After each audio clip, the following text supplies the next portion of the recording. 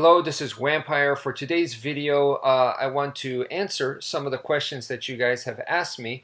So first off, it is Add Easy, Wash Easy. He says, is it really martial arts if you have to rely on a partner? Just a thought.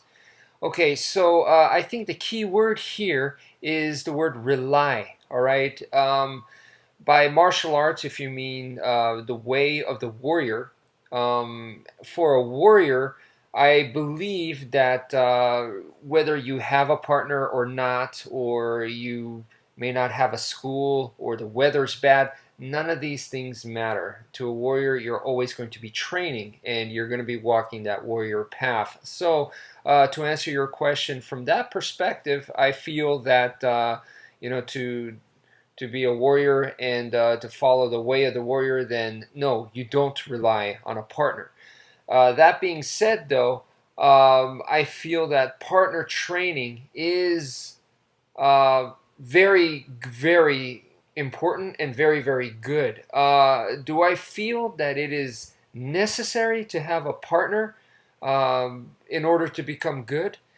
No, I feel like if you think about some of the guys, legendary people like Miyamoto Musashi, and then also some other people that they would go up into the mountains and train by themselves, and they would come back down from the mountain enlightened and be an awesome warrior. So in that case, I don't think that it is necessary to have a partner. And also, there have been fighters. One that I read about was a Mirko Cro Cop, who at one point was able to become a K1 qualifier, basically training alone by himself. He was able to make it to that level, which is unbelievable.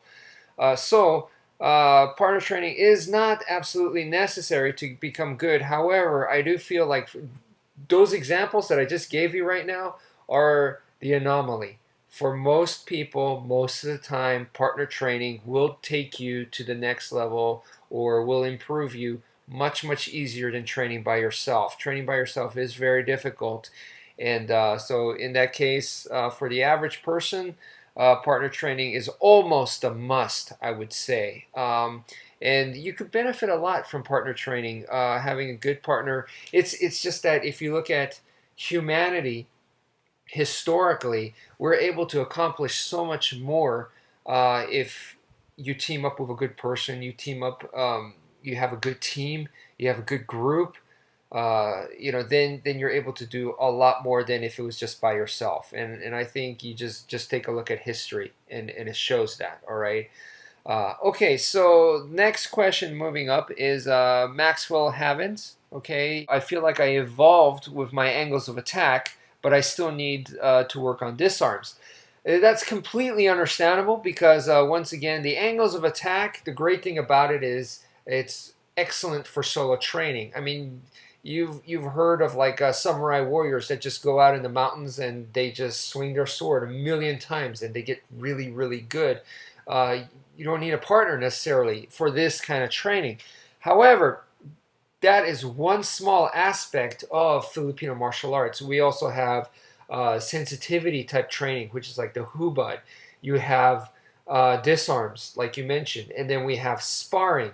There's so many other areas to the art. It's not just drawing angles of attack. It's not just the shadow boxing, should I say.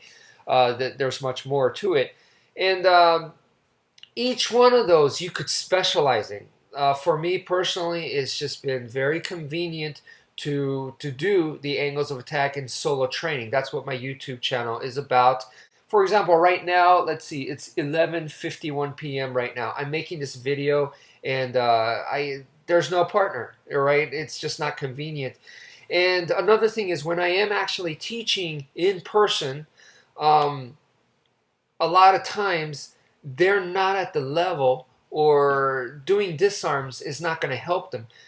So I'm thinking when I'm in person, when I'm doing like privates and semi-privates and stuff like that, I'm thinking about the person that I'm currently teaching right there in front of me. I'm thinking what can help them the most. And like I said, a lot of times disarms is they're just not there yet. And Sure, could I videotape it and can I do disarms and demonstrate that and teach that to the public, even though this person has no idea what I'm doing?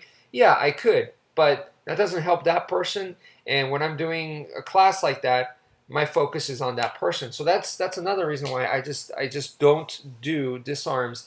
For me personally, just to not leave you stranded, to give you some advice, and you might already know this, is for me, disarms is going to be done once I attack the other person's structure. The structure needs to be off. If they're in strong structure and they're holding a knife just like this, then I'm not going to try to disarm them. All right. So basically, I have to put them in a joint lock.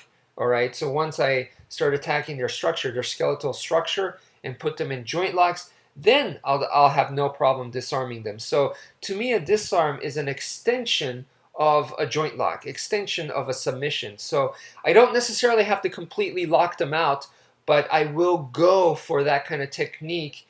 And once I feel that the structure has been compromised enough, then I will go into the disarm. So I personally don't believe in if the person comes in with a stab, then I parry it and then I do a disarm. I don't do that personally. All right, it's just my style, and so that's the advice that I would give to you is if you want to practice or get good with disarms, then I feel that it's very important to practice joint locks and have an understanding of submissions. So anyway, that's it for this video. Thank you guys for watching. Take care, folks.